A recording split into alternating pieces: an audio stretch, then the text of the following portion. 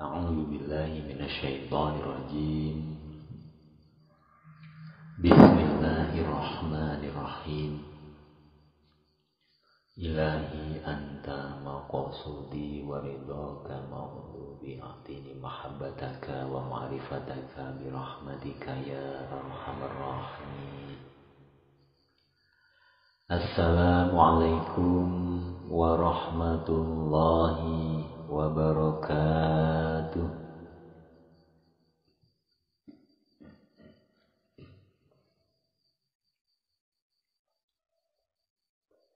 Bismillahirrahmanirrahim.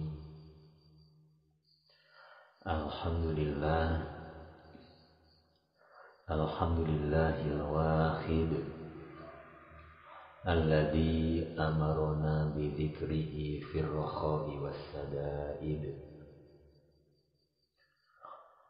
wan nahana 'an ittiba'il hawa wasyaitonil marid.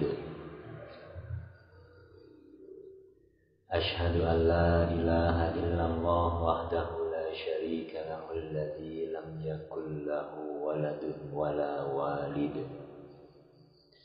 Wa ashhadu anna sayyidana Muhammadan abduhu wa rasuluhul hamid. Allahumma salli wa sallim wa barik ala sayyidina Muhammadin afdali abid. Wa ala alihi wa sahbihi wa dzurriyyatihi al-akharibi wal abaid. Amma ba'd.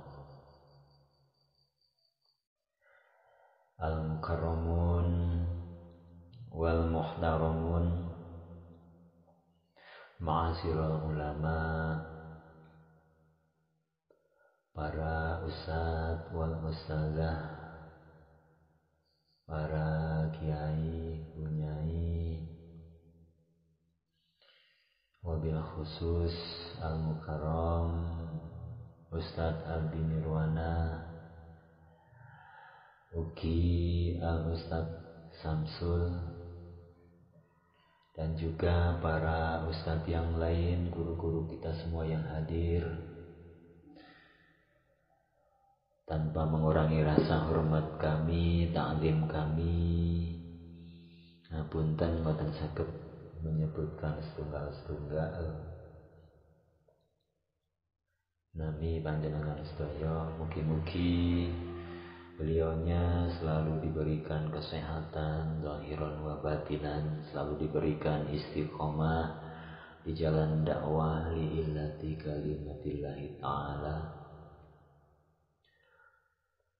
Dan semoga beliau diberikan perlindungan Allah Subhanahu wa taala, kebahagiaan dunia dan akhiratnya. Amin amin ya rabbal alamin.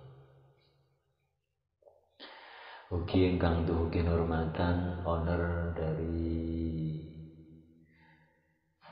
ASMS Family, inggih menika Bunda Syifa beserta seluruh jajaran stafnya.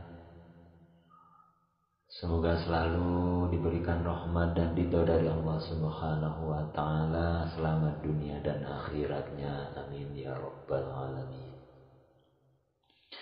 Ugi ingkang dugi hormatan Bunda Tridewi selaku Ketua Tim Panitia Silaturahim Antar GC beserta seluruh jajaran pengurusnya, dan saudaraku semua yang bertugas maupun yang tidak bertugas, semoga panjenengan semua selalu disehatkan oleh Allah Subhanahu wa taala. Sehat lahirnya, sehat batinnya, sehat kantongnya. Amin ya rabbal alamin. Ugi ingkang dalu menika berbahagia para ibu di seluruh dunia ataupun para calon ibu. Semoga panjenengan sedaya menjadi wanita-wanita yang dirindukan surganya Allah Subhanahu wa taala. Amin ya rabbal alamin. Dan juga yang sedang berbahagia saudara kita, saudari kita yang malam hari ini tasyakuran milad family ASMS inggih menika Mas Rai, Mas Anam, Kang Mudi, ugi Mbak Anis. Semoga panjenengan berempat yang pada malam hari ini dislameti, dipetri. Mugi-mugi panjenengan berempat, Mas Rai, Mas Anam, Kang Mudi, ugi Mbak Anis, barakallahu fi umri. Selalu Allah berikan keberkahan dalam rizki dan umurnya, sakinah, mawaddah, warahmah keluarganya kelak, diberikan kesehatan jasmani rohaninya, dan diberikan kebahagiaan dunia dan akhiratnya. Amin, amin ya rabbal alamin. Oke, yang terkhusus, yang teristimewa, panjenengan semua, saudara-saudariku semua yang hadir, para tamu undangan dari berbagai majelis, dari berbagai GC yang malam ini Allah izinkan hadir.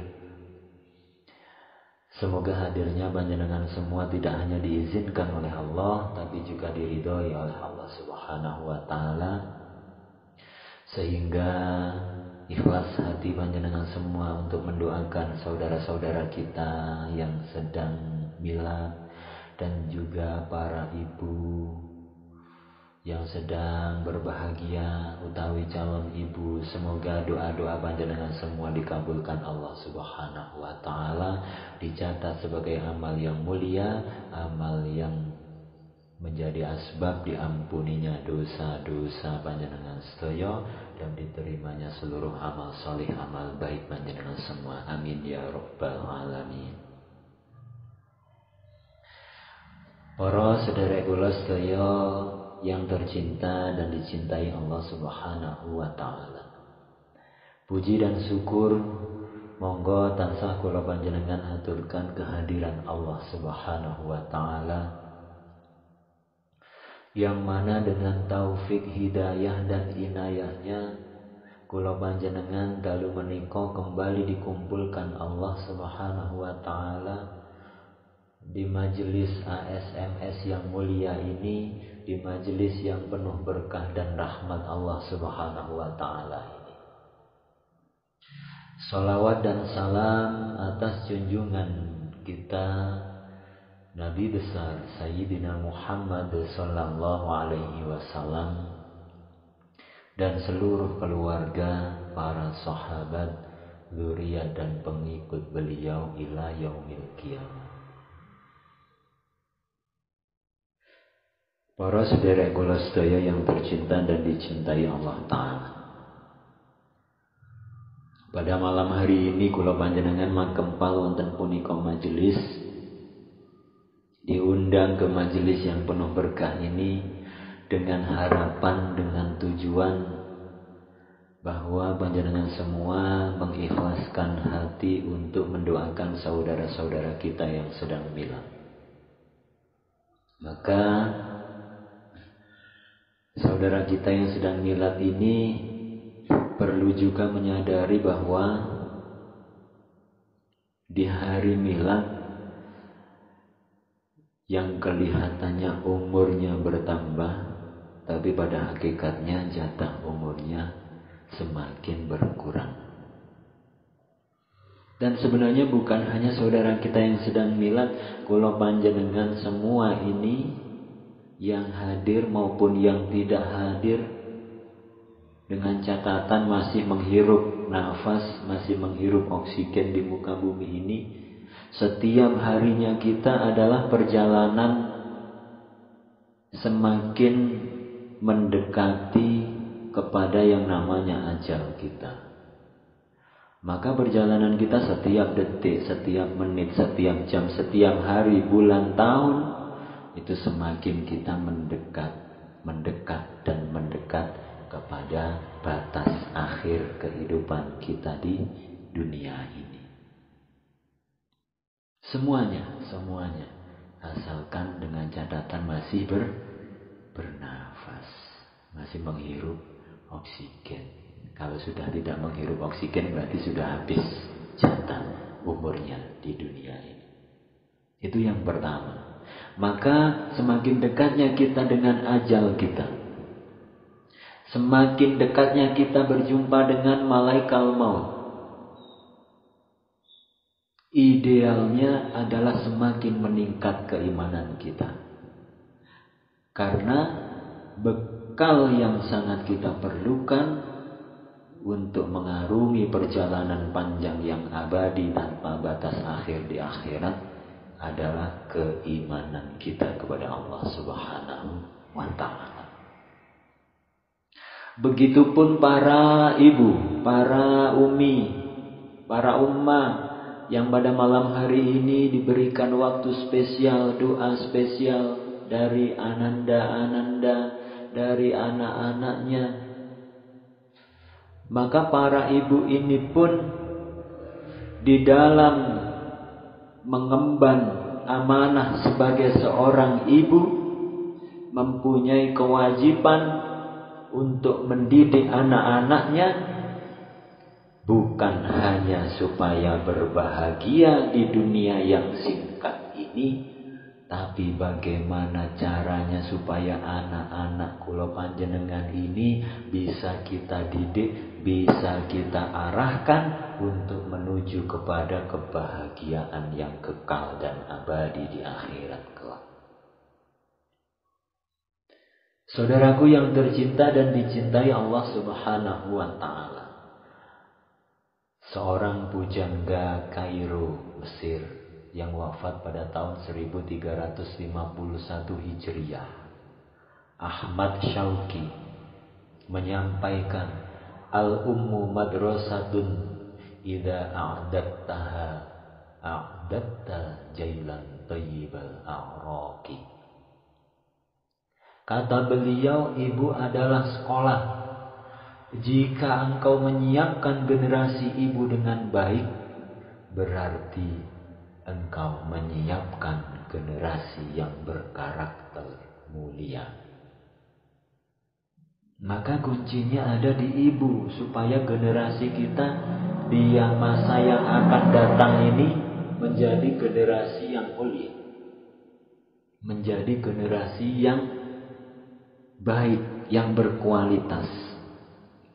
Maka bagaimana caranya mencetak generasi penerus kita, mencetak anak-anak kita menjadi generasi yang berkualitas?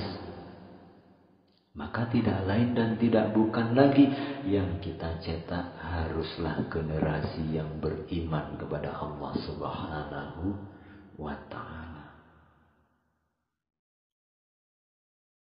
Jadi kedua-duanya berujung kepada iman kepada Allah Subhanahu wa ta'ala. Supaya generasi penerus kita ini menjadi lebih baik daripada generasi saat ini. Supaya anak-anak kita menjadi anak-anak yang mulia di sisi Allah.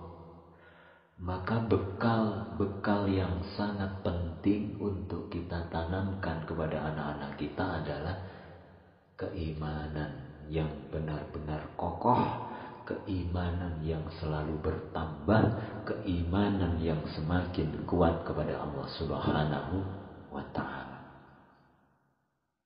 Maka salah satu pilar keimanan kita yang urgent, yang sangat penting adalah iman, rukun iman yang pertama, iman kepada Allah Subhanahu wa ta'ala. Dan salah satu bagian dari iman kepada rukun iman yang pertama adalah iman kepada asma Allah Al-Wahid. Al-Wahid. Apa makna kandungan daripada Al-Wahid? Huwal munfaridu fi zatihi wa sifatihi wa af'ali. Al-Wahid artinya adalah yang bersendiri pada zatnya, bersendiri sifat-sifatnya, bersendiri perbuatan-perbuatannya. Nah, seringkali kalau panjenengan sebut Al-Wahid dengan arti yang Maha Esa. Al-Wahid. Jadi ketuhanan yang Maha Esa itu artinya adalah Al-Wahid. Esa pada zatnya, esa pada sifatnya, esa pada perbuatan-perbuatannya. Saudaraku yang tercinta dan dicintai Allah Subhanahu wa taala, al-muradu bil wahid fi zat artinya esa pada zatnya, anna zatahu ta'ala la yatazawwaza, la yatazazza wa la yatasanna. Anna zatahu ta'ala la yatazazza wa la yatasanna. Pengertian esa zat Allah, bahwa zat Allah itu tidak berjuzu. Zat Allah tidak berjuzu, tidak ada bagian-bagian. Nah, beda dengan kita. Kalau kita ini zat kita ini berjuzu. Ada tulang, ada daging, ada kulit, ada macam-macam. Nah, kula panjenengan ini disebut yatazazza, berjuzu-juzu. Kalau zat Allah artinya Maha Esa pada zatnya. Zat Allah itu tidak berjuzu macam kita ini. Maha suci zat Allah daripada berjuzu. Nah, jadi jangan sekali-kali membayangkan bahwa Allah itu macam apa, jangan. Karena bila macam apa berarti berjuzu. Misalnya zat Allah dianggap macam matahari, berarti ada juzu-juzunya. Matahari itu ada bagian-bagiannya. Misal lagi diumpamakan Tuhan itu macam kita, berarti Tuhan berdaging, berkulit. Nah, jangan sampai itu. Karena Allah itu Maha Esa pada zatnya.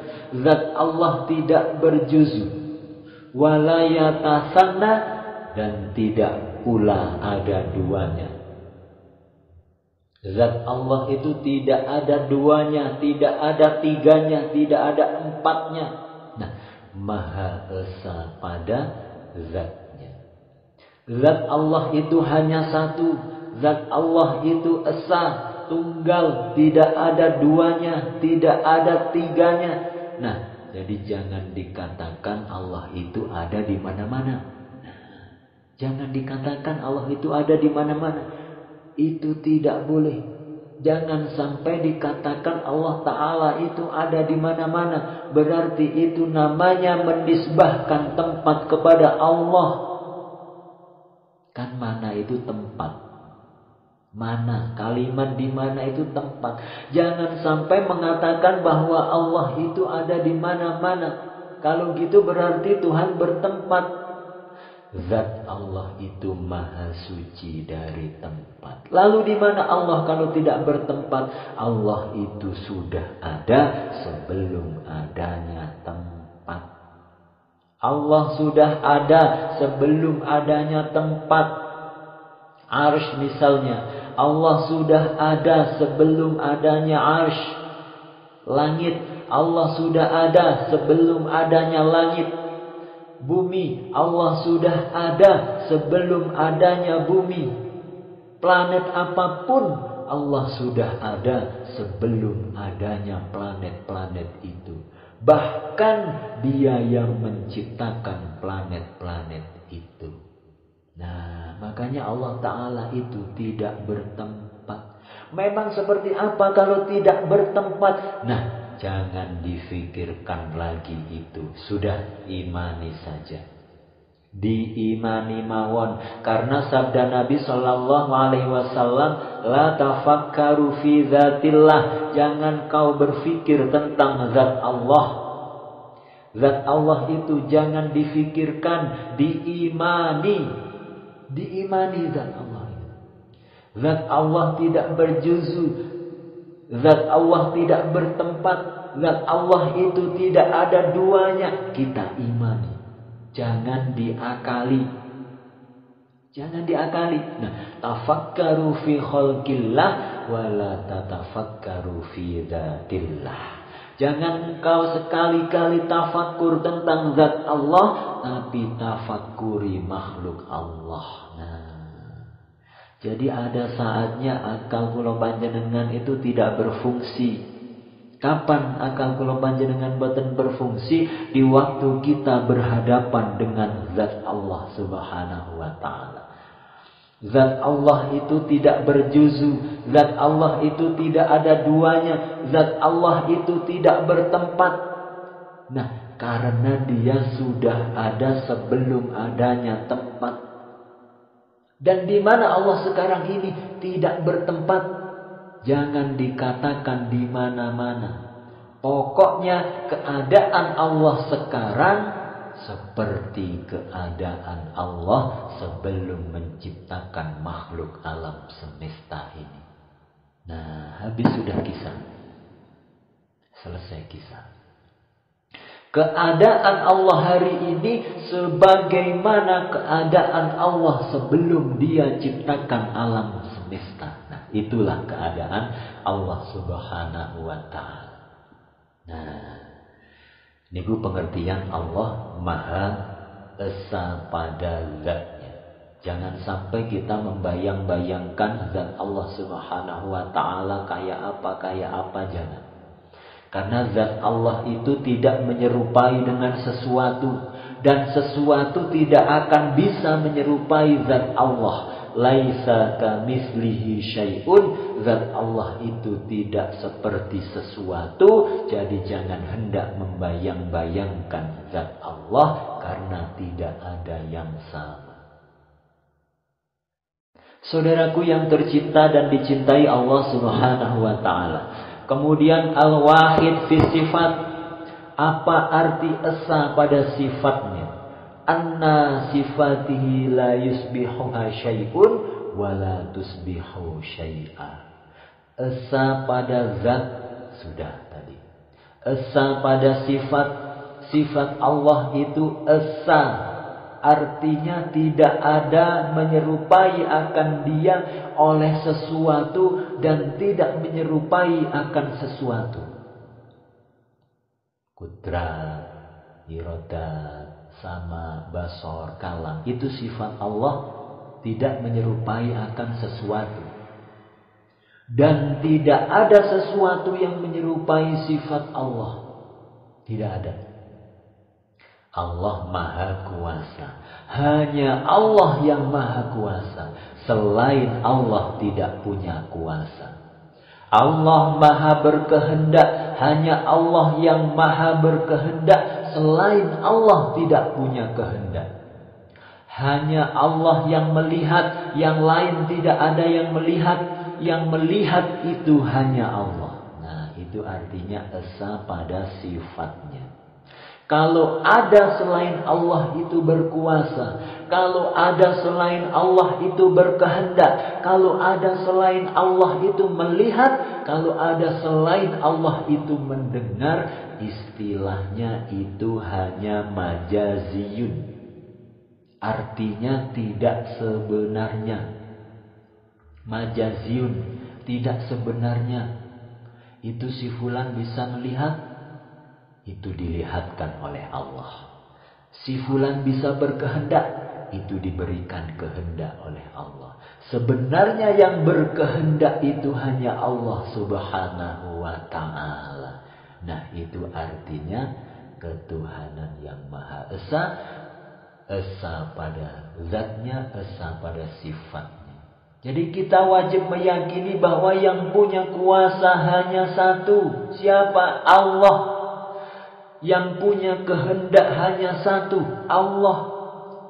Yang bisa melihat, mendengar, berkata-kata hanya satu, Allah Subhanahu wa ta'ala.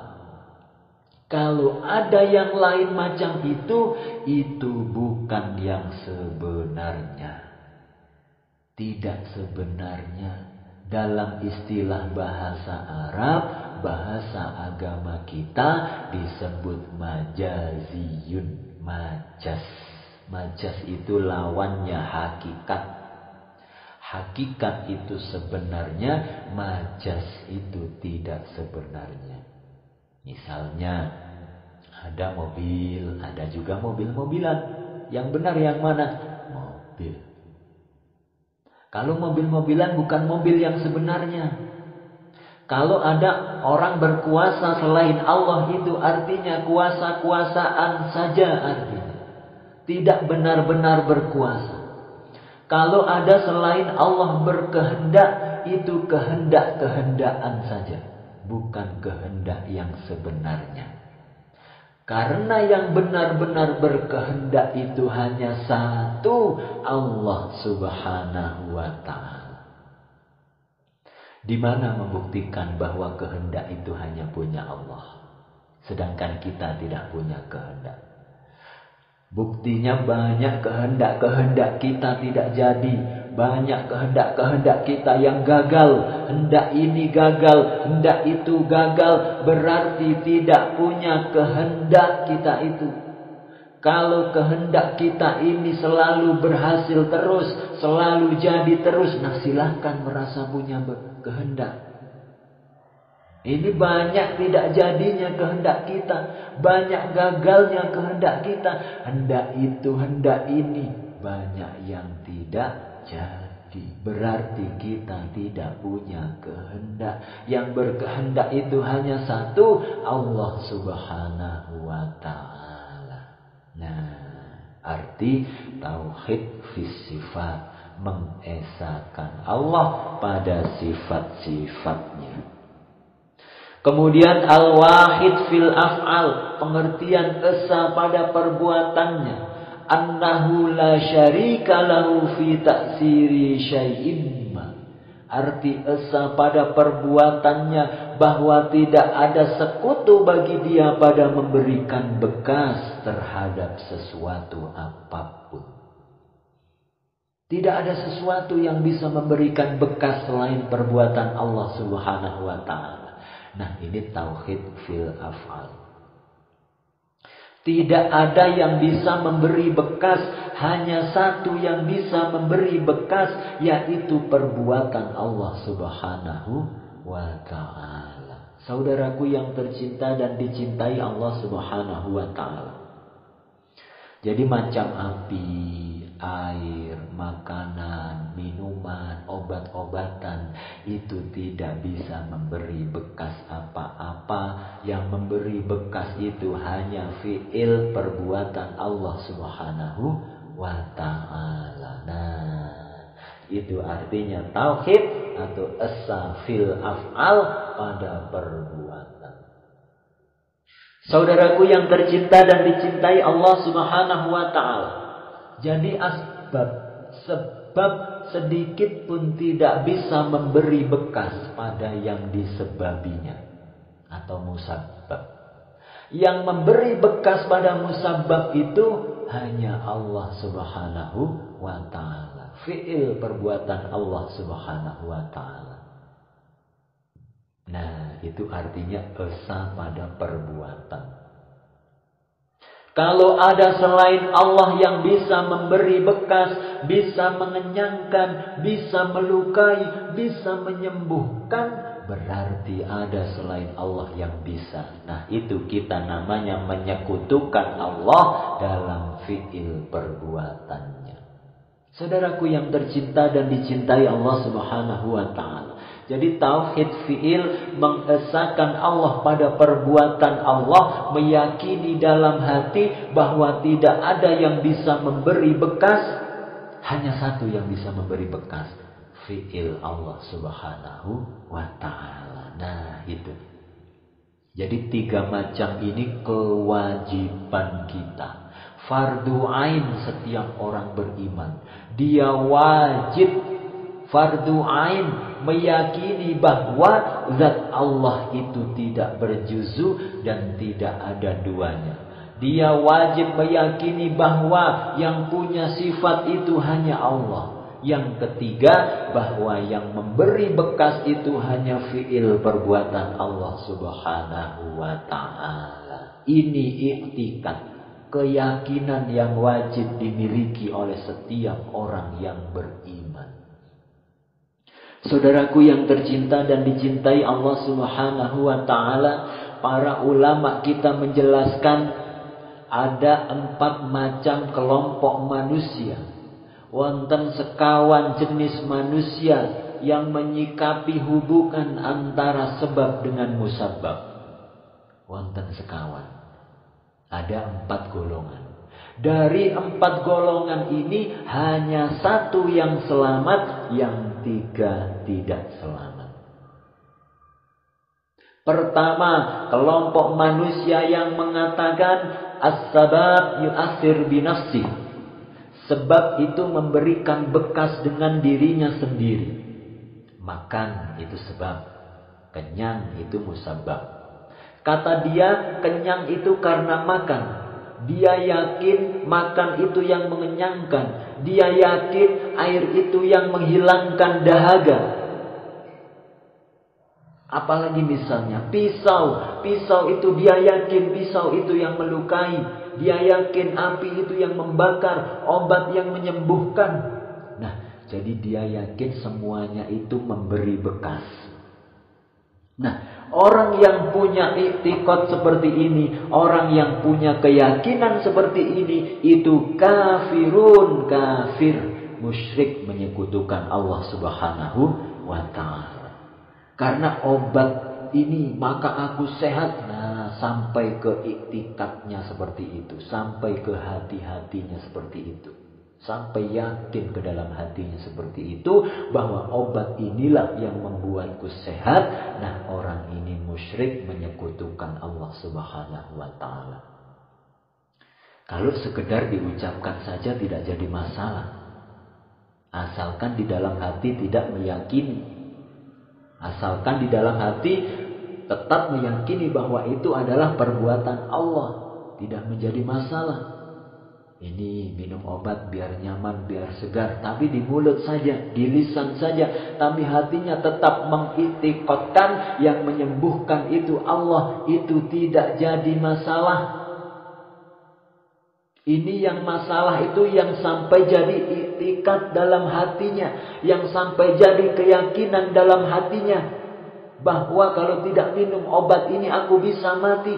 Nah, kalau tidak minum obat ini tidak segar, tidak sembuh. Nah, ini iktikat yang musyrik, menyekutukan Allah Subhanahu wa ta'ala. Nah, jadi boleh kita ucapkan obat ini membuat sehat. Boleh kita ucapkan makan ini yang membuat kenyang. Boleh kita ucapkan air ini menghilangkan dahaga. Boleh kita ucapkan api yang membakar. Tapi dalam hati kita semua itu adalah perbuatan Allah Subhanahu wa ta'ala. Jadi orang-orang yang menyatakan dalam hatinya bahwa api membakar, obat menyembuhkan, dalam hatinya yakin demikian, kafirun, musyrik, kafir dan musyrik. Kalau pernah ada macam itu di dalam hati kita, mesti kita segera mengucapkan 2 kalimat syahadat. Mesti kita segera mengucapkan 2 kalimat syahadat, karena dia sudah keluar dari Islam karena iktikadnya menyekutukan Allah Subhanahu wa ta'ala. Itu kelompok yang pertama. Kelompok yang kedua, manusia kelompok yang kedua ini as-sabab yu'athir bi quwwatin ja'alahallahu fihi, bahwa sebab itu memberi bekas bukan dengan dirinya tapi dengan kekuatan yang diletakkan Allah pada sebab itu. Nah, iktikad itu di dalam hatinya. Kata dia, makan itu memang tidak membuat kenyang. Cuma makan nasi ini, di nasi itu ada kekuatan yang diletakkan Allah, sehingga bila orang makan jadi kenyang. Nah, kata dia lagi, api itu tidak membakar, tapi karena di api itu ada kekuatan yang diletakkan Allah, lalu api bisa membakar. Dan lagi keyakinan dia, pisau itu kata dia tidak bisa melukai, tapi karena dalam pisau itu ada kekuatan yang diletakkan Allah, lalu pisau itu bisa melukai. Obat itu kata dia tidak menyembuhkan, tapi karena di dalam obat itu ada kekuatan yang diletakkan Allah, lalu obat itu bisa menyembuhkan. Nah, iktikad keyakinan semacam ini bagaimana? fasikun wa fajirun. Orang seperti ini fasik. Fasik orang seperti ini. Artinya mesti kita jangan masuk golongan ini. Kata dia obat ini tidak bisa apa-apa. Cuma karena obat ini ada kekuatan yang diletakkan Allah, lalu bisa segar orang meminum obat ini. Fasik kalau macam iktikad itu di dalam hati berarti fasik. Kata dia api ini tidak bisa membakar, tapi karena di api itu ada kekuatan yang diletakkan Allah, lalu tersentuh kita terbakar. Fasik macam itu. Itu kelompok manusia yang kedua. Ini disebut kelompok Mu'tazilah. Orang yang menyebutnya namanya kelompok Mu'tazilah. Golongan Mu'tazilah. Itu golongan yang cukup besar di dalam Islam. Mereka mengatakan bahwa sebab itu memberi bekas dengan kekuatan yang diletakkan Allah pada sebab itu. Nah, ini oleh ahli sunnah dikatakan fasik. Kelompok yang kedua. Kemudian kelompok yang ketiga, ada kelompok yang mengatakan lagi bahwa sebab itu tidak memberi bekas, yang memberi bekas itu hanya Allah Ta'ala. Tetapi apabila ada sebab, pasti ada musabab. Nah, kelompok ini memastikan, dia pastikan.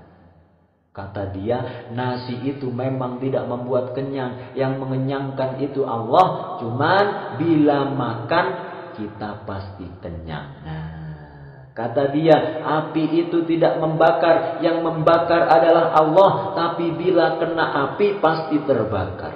Nah, dia mengatakan bahwa Allah yang memberi bekas. Cuma dan memastikan ada sebab, pasti ada musabab. Iktikad semacam ini dikatakan jahilun, orang jahil. Kenapa orang jahil? Banyak orang kena pisau tidak terluka. Banyak orang kena api tidak terbakar.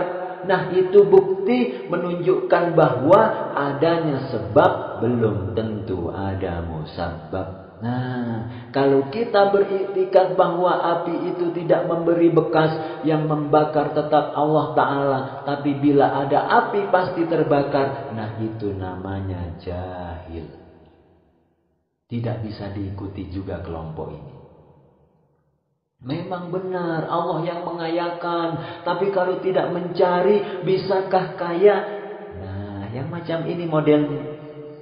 Jadi semacam memastikan bahwa bila mencari itu pasti kaya, bila mencari itu pasti dapat duit. Walaupun ia meyakini bahwa yang mengayakan itu Allah, ini percaya yang mengayakan Allah, tapi kata dia kalau tidak mencari dapat dari mana duit? Nah, ini namanya orang jahil. Banyak orang tidak mencari tapi kaya. Banyak buktinya. Banyak orang tidak mencari bisa kaya. Siapa? Anak orang kaya. Dapat warisan dari abahnya. Masih anak-anak.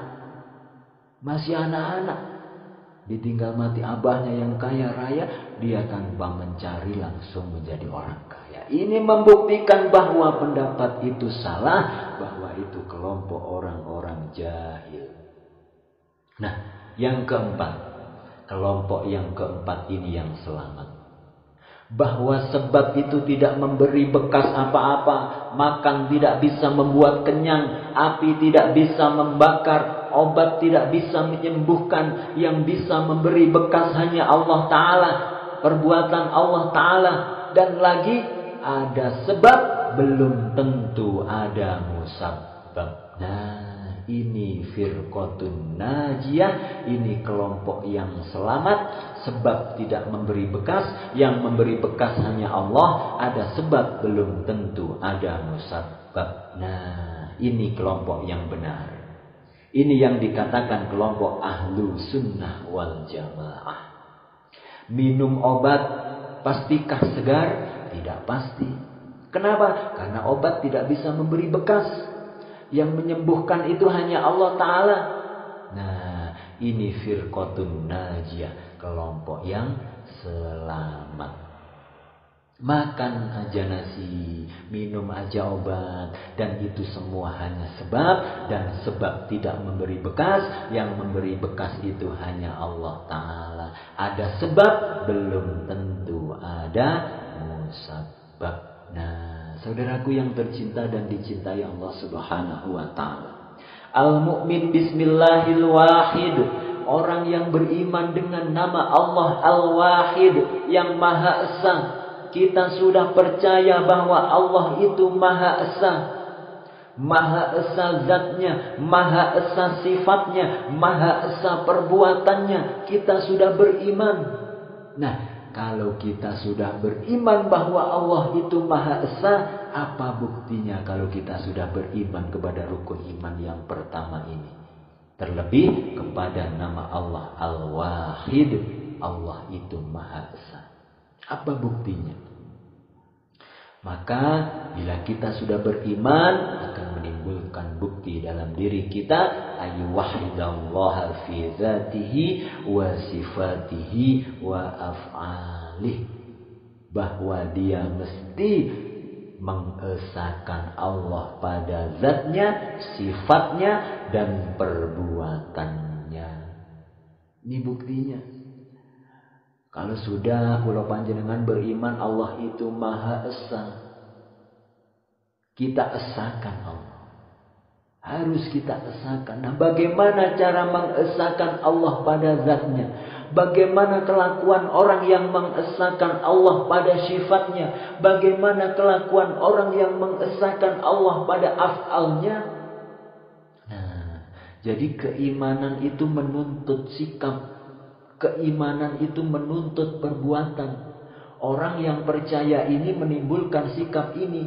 Nah, kita percaya Allah itu Maha Esa, zatnya, sifatnya, perbuatannya. Lalu bagaimana sikap kita? Sebagai bukti kita beriman kepada Allah yang Maha Esa.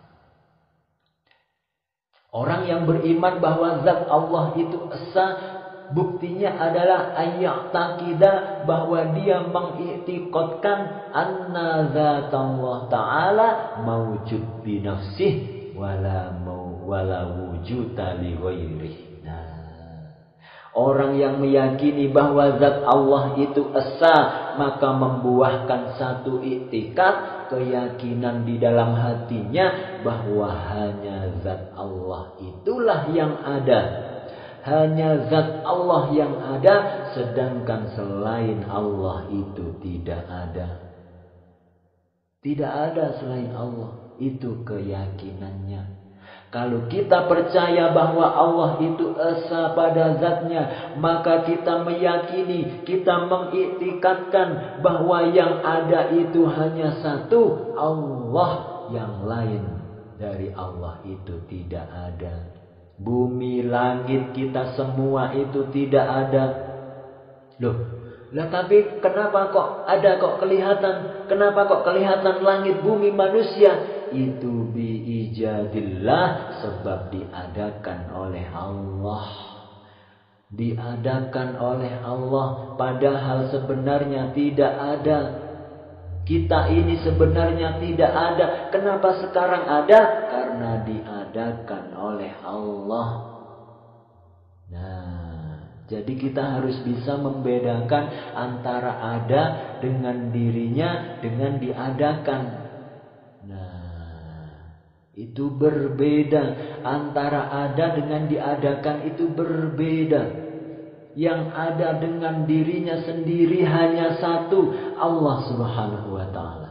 Selain Allah itu tidak ada. Kalaunya ada, itu diadakan oleh Allah. Sesuatu yang diadakan sama hukumnya dengan tidak ada. Jadi selain Allah itu tidak ada, yang ada itu hanya satu, Allah Subhanahu wa Ta'ala. Selain Allah itu diadakan oleh Allah Subhanahu wa Ta'ala, sampai kepada waktunya tertentu akan ditiadakan lagi oleh Allah Subhanahu wa Ta'ala. Jadi fala yara li nafsihi li ghairihi wujudan bal mawjud bi ijadillah ta'ala, maka dia tidak melihat lagi keberadaan dirinya Dia tidak melihat lagi keberadaan selain Allah, melainkan sebab diadakan oleh Allah Subhanahu wa ta'ala. Jadi melihat apapun pasti ia sadar bahwa itu diadakan oleh Allah. Semua yang dilihatnya timbul dalam pikirannya itu semua diadakan oleh Allah Subhanahu wa ta'ala. Itu orang yang beriman dengan nama Allah Al-Wahid, Esa fi dzatihi, esa pada zatnya. Nah, saudaraku yang tercinta dan dicintai Allah Subhanahu wa ta'ala. Yang kedua, orang yang beriman dengan esanya sifat Allah. Apa buktinya? An la yaro illa asaro sifatihi ta'ala. Kalau kita percaya bahwa tidak ada sifat melainkan sifat Allah, kita percaya itu akan timbul satu sikap dalam diri kita bahwa apapun yang kita lihat ini merupakan bekas dari sifat Allah Subhanahu wa ta'ala. Kita melihat apapun, kita sadari itu bekas kudratnya Allah. Itu bekas iradatnya Allah. Kudrat itu sifat, iradat sifat. Nah, jadi kita melihat apapun di alam semesta ini, kita ingat itu adalah bekas dari kudrat dan iradatnya Allah Subhanahu wa ta'ala. Bukan dari usaha manusia, bukan dari bikinan manusia, bukan dari karya manusia. Semua yang kita lihat ini adalah merupakan bekas dari sifat kudrat iradatnya Allah Subhanahu wa ta'ala. Nah, kalau orang seperti itu punya sikap dalam hatinya, fayatahallasu, dia akan bersih minal ujabi, dari sifat ujub. Dia akan bersih dari sifat kibri, sombong. Dia akan bersih dari sikap riya. Kenapa? Karena dia merasa tidak punya apa-apa. Dia merasa tidak punya sifat, tidak punya kuasa, tidak punya kekuatan. Semuanya milik Allah Subhanahu wa ta'ala. Kenapa orang bisa sombong? Karena ia merasa punya kuasa. Padahal kuasa itu sifat Allah. Kenapa dia sombong? Karena dia merasa kaya. Padahal kaya itu sifatnya Allah Subhanahu wa ta'ala. Kenapa dia sombong? Karena dia merasa kuat. Padahal kuat itu sifat Allah ta'ala. Nah, kalau ia sudah mengesahkan bahwa yang punya sifat itu hanya Allah, maka otomatis tidak ada lagi sombongnya, tidak ada lagi ujubnya, tidak ada lagi riyaknya. Jadi orang-orang yang merasa sombong dengan hartanya, sombong dengan kekuasaannya, itu orang yang belum beriman dengan esanya Allah pada sifatnya. Kalau di hatinya timbul macam itu. Yang ketiga, orang yang beriman bahwa fi'il itu hanya fi'il Allah, perbuatan itu hanya perbuatan Allah. Apa buktinya? An la yara syai'a minal af'al, bahwa dia tidak melihat sesuatu dari perbuatan illa fi'lallahi ta'ala, melainkan perbuatan Allah Subhanahu wa ta'ala. Ia meyakini yang bisa berbuat itu hanya Allah, yang lain tidak bisa. Ia sudah yakin itu, bahwa Allah itu Maha Esa pada perbuatannya, sehingga yang lain tidak punya perbuatan. Yang berbuat itu hanya satu, Allah Ta'ala. Lalu apapun perbuatan yang dia lihat di alam ini, itu adalah perbuatan Allah Subhanahu wa ta'ala. Dalam hatinya memandang demikian. Dalam hatinya meyakini demikian, bahwa perbuatan siapapun dalam hatinya meyakini bahwa itu adalah perbuatan Allah Subhanahu wa ta'ala. Nah, kalau orang bisa demikian, maka dia akan selamat daripada dendam. Kenapa orang bisa dendam? Kenapa kita bisa dendam? Karena kita menganggap itu perbuatannya si A, itu perbuatannya si B, lalu timbul dendam di dalam hati kita. Kita akan selamat dari taubih, mencela, menewas. Kenapa kita mencela, menewas orang lain? Karena kita menganggap ia yang berkelakuan, ia yang berbuat. Kalau kita menganggap itu sudah fi'il Allah, kita tidak akan menewas lagi. Kita tidak akan mencela lagi. Kita tidak akan memprotes lagi. Nah, menewas itu artinya, kenapa kamu seperti ini? Padahal sudah kubilangi jangan seperti ini. Makanya kamu ini hancur. Nah, itu menewas namanya. Itu orang yang belum mentauhidkan fi'il Allah subhanahu wa ta'ala. Sayyidina Anas bin Malik berkata, aku 10 tahun jadi khodamnya baginda Rasulullah sallallahu alaihi wasallam. Tirasi Sayyidina Anas bin Malik. 10 tahun jadi pembantunya Nabi. Sekalipun Nabi tidak pernah menewas apa yang sudah kukerjakan. Walaupun salah yang kukerjakan itu, Nabi tidak mau menewas. Karena sudah terjadi. Kenapa kamu begini? Padahal semalam sudah kubilang jangan begini. Nah, itu orang menewas namanya. Padahal sudah terjadi. Apa gunanya menewas? Berarti dia belum beriman kepada esanya fi'il Allah subhanahu wa ta'ala. Nah, saudaraku yang tercinta dan dicintai Allah subhanahu wa ta'ala, walhasil orang yang beriman bahwa Allah itu esa pada zatnya, Allah itu esa pada sifatnya, Allah itu esa pada perbuatannya, maka kelakuan orang ini akan menjadi kelakuan yang indah, akan menjadi kelakuan yang baik. Dia akan selamat dari ujub, dia akan selamat dari riya, dia akan selamat dari sombong, iri, dengki, segala macam sifat yang tidak baik otomatis akan hilang dari dirinya. Kalau dia sudah beriman sepenuhnya dengan Al-Wahid, nama Allah yang Maha Esa ini. Saudaraku yang tercinta dan dicintai Allah subhanahu wa ta'ala, semoga semakin bertambahnya umur kita dan semakin berkurangnya jatah hidup kita, semakin Allah tambah keimanan kita, semakin Allah kokohkan keimanan kita, dan semakin Allah abadikan keimanan kita. Jangan sampai iman kita terlepas dari hati kita. Semoga Allah menetapkan, mengokohkan iman kita ini abadan abada selama-lamanya. Amin amin ya rabbal alamin. Ala hadhihi niyah wa ala kulli niyatin salihah bi'inillah bi syafa'ati Rasulillah wa bi barakatil Fatihah. A'udzu billahi minasy syaithanir rajim. Bismillahirrahmanirrahim. Alhamdulillahi rabbil alamin. Ar-Rahmanir Rahim. Maliki yaumiddin. Iyyaka na'budu wa iyyaka nasta'in. Ihdinas siratal mustaqim. Siratal ladzina an'amta 'alaihim ghairil maghdubi 'alaihim waladdallin. Rabbighfir lana wa liwalidina wa lil mu'minina amin. Ya Fattah ya Alim ya Razzaq ya Rabbal alamin.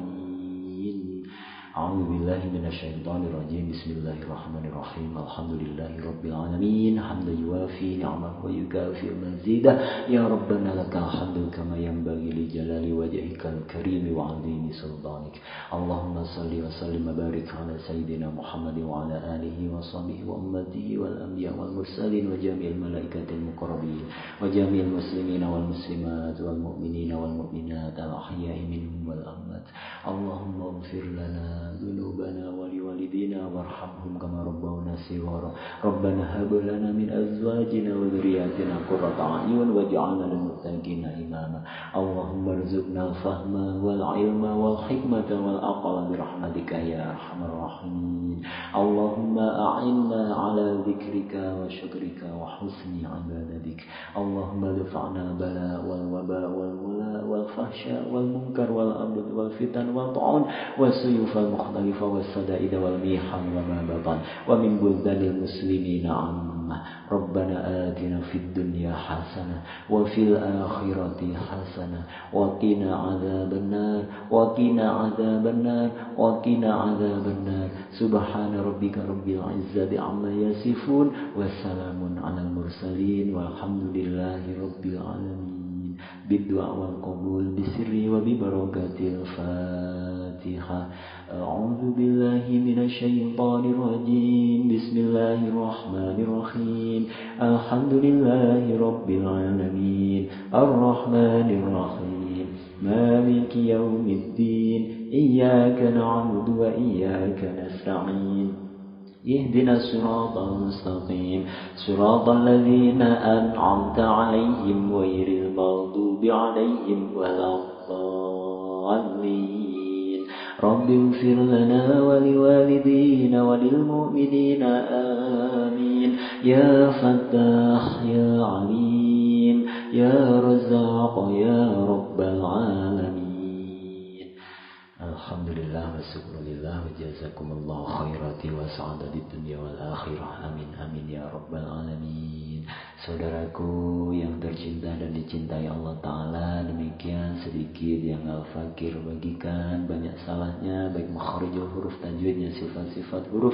Al-Fakir mohon ampun kehadirat Allah Ta'ala biqaulina astaghfirullahaladzim astaghfirullahaladzim astaghfirullahaladzim innallaha ghafurur rahim. Dan kepada saudaraku semua kami mohon maaf yang sebesar-besarnya biqaulina ku patutuwe santen kathah lepat nyuwun agung ningsih samudra pangapunten santen parutan klopo cekap semanten atur kawula. Akhiru qouli hadza ihdinas siratal mustaqim billahi taufiq wal hidayah wa minar rasulih sallallahu alaihi wasallam asy-syafa'ah tarbiyah. Assalamualaikum warahmatullahi wabarakatuh.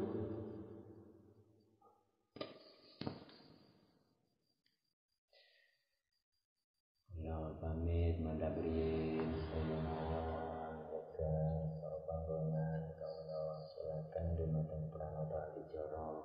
Semoga fayatafadhal masyura ukhti, semoga sehat selalu. Wassalamualaikum warahmatullahi wabarakatuh.